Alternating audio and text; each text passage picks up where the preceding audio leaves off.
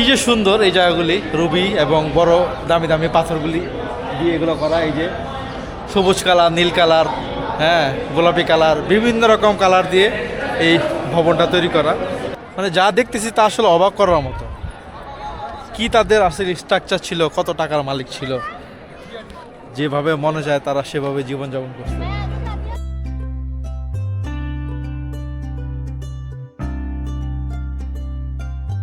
আকবরের নাতি শাহজাহানের রাজত্বকালেই এই স্থানটি তার বর্তমান অবস্থা লাভ করে।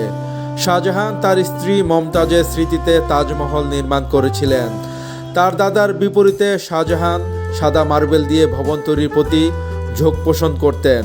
যখন আওরঙ্গজেব তার সকল ভাইদের মধ্যে বিজয়ী হন, তখন তিনি ১৬৫৮ সালে এই দুর্গেই শাহজাহানকে বন্দী করেন।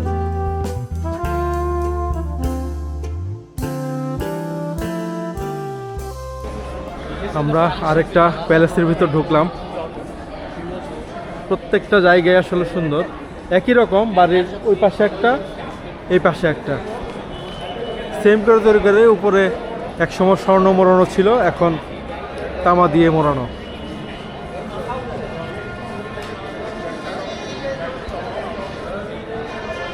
বেশ অনেক ভালো লাগতেছে এই জায়গাগুলিতে এসে। আসলে ইতিহাসের সাক্ষী হতে পারে আমি অনেক আনন্দিত। এই জায়গা থেকে তাজমহল একদম খুব সুন্দর দেখা যায়। চলেন আমরা তাজমহল দেখার চেষ্টা করি। এই ভবনটা তো এত সুন্দর যা বলে বোঝানো সম্ভব না। চলেন আমি আপনাদের কিছু এই ভবনের কারুকাজগুলো দেখাই, তাহলে বুঝবেন এটার সৌন্দর্যটা কতটুকু। এই দেখেন কত দামি দামি পাথর এখানে লাগায় রাখছে, দেখছেন? লাল পাথর, সবুজ, এই যে অরেঞ্জ মানে কমলা কালার, প্রত্যেকটা জিনিস কত সুন্দর, নিখুঁত। কিছু কিছু উঠে গেছে এখন। এই যে পুরো মহলটাই এমন।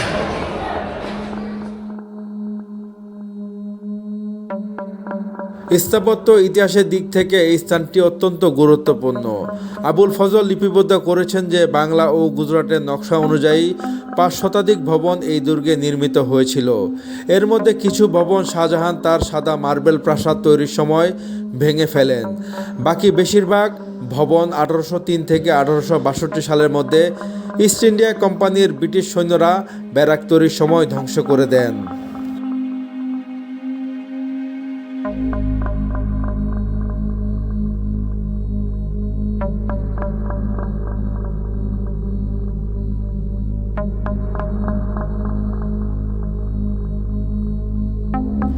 আগ্রা দুর্গটি রাঙা বেলে পাথরে তৈরি। দুর্গের প্রাঙ্গণের আয়তন ২.৫ কিলোমিটার। দুর্গটির অভ্যন্তরে অনেক প্রাসাদ, মিনার ও মসজিদ রয়েছে। এসব ১৬শ শতাব্দী থেকে অষ্টাদশ শতাব্দীর প্রথমার্ধের মধ্যবর্তী সময়ে নির্মিত হয়। ১১ শতকে নির্মিত একটি প্রাচীন দুর্গের সম্প্রসারণ হিসেবে এর নির্মাণ কাজ শুরু করেন সম্রাট আকবর এবং আওরঙ্গজেবের রাজত্বকালে তা শেষ হয়।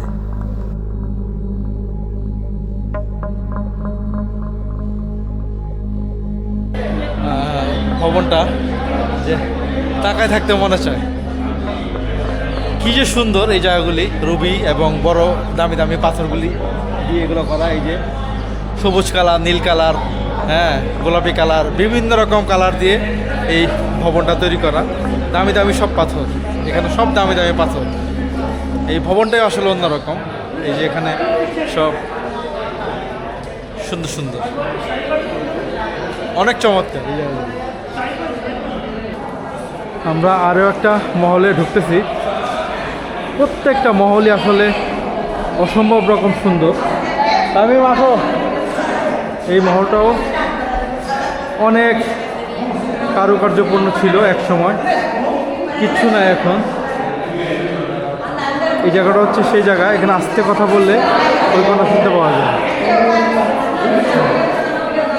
এই সেই ডিজাইনের কারণে আস্তে কথা বললে সব শোনা যায়, এমনভাবে এটা ডেকোরেশন করা।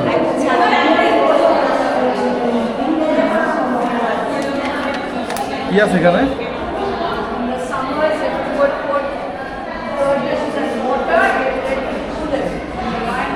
চলো আমরা ওদিকে যাই। এটা কিন্তু মোবাইলের মতো কাজ করে, জানো, আস্তে কথা বললে ওদিকে শোনা যায়।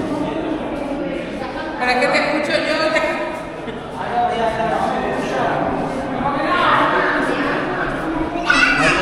হ্যাঁ, সেই সেই তখনকার সময় জিনিস। এটা আস্তে কথা বললো ওদিকে পুরো মহলে সব কথা শোনা যাবে। হ্যাঁ,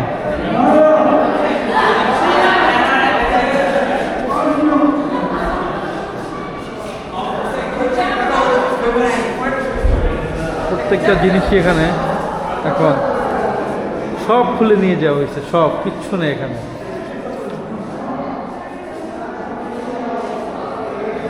কত যে সুন্দর আসলে এই মহলটা, তা বলে বোঝানো সম্ভব না। বেশ সুন্দর। এখান থেকেও আপনার আগ্রা ফোর্ট, ফোর্ট থেকেও দেখা, তাজমহল দেখা যায়।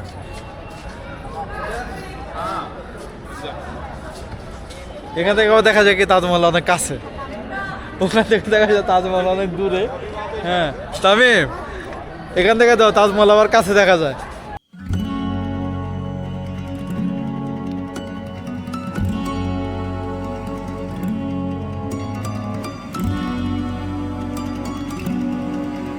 দুর্গটি ১৩ বছর ধরে ভরতপুরে জাট শাসকের অধীনে ছিল। দুর্গে তারা রতন সিং কি হাভেলি নির্মাণ করে। ১৮ শতকের গোড়ার দিকে মারাঠা সাম্রাজ্যে দুর্গটি আক্রমণ করে দখল নেন।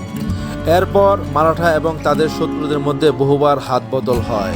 ১৭৬১ সালে আহমদ শাহ আবদালির তৃতীয় পানিপত যুদ্ধে মারাঠারা তাদের ভয়াবহ পরাজয়ের শিকার হন। পরবর্তী দশক ধরে মারাঠারা এই অঞ্চলের বাইরেই ছিলেন।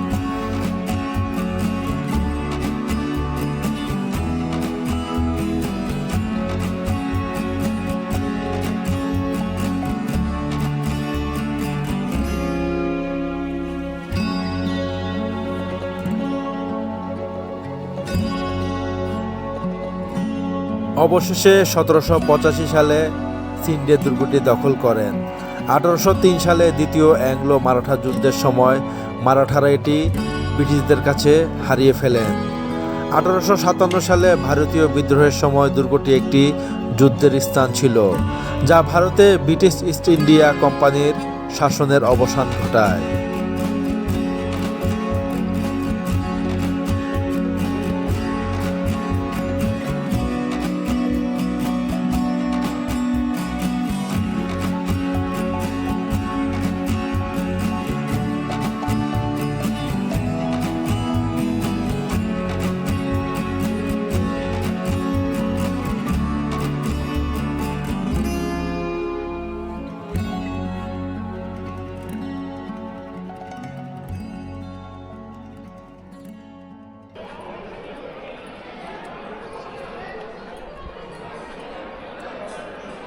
আমরা সেই কাঙ্ক্ষিত মহলের সামনে চলে আসলাম।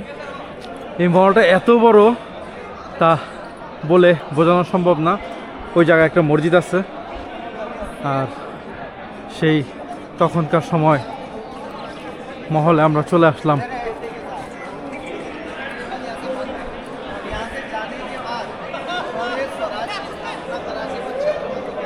এই সেই জায়গা।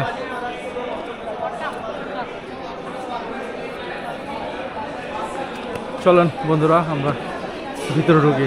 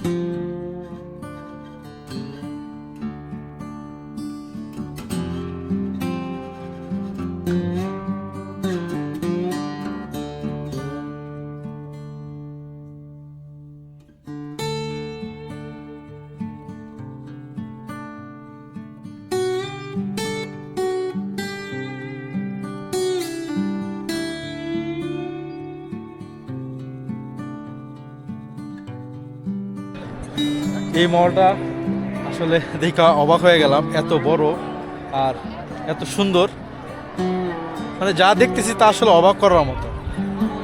কি তাদের আসলে স্ট্রাকচার ছিল, কত টাকার মালিক ছিল, যেভাবে মনে যায় তারা সেভাবে জীবনযাপন করছে।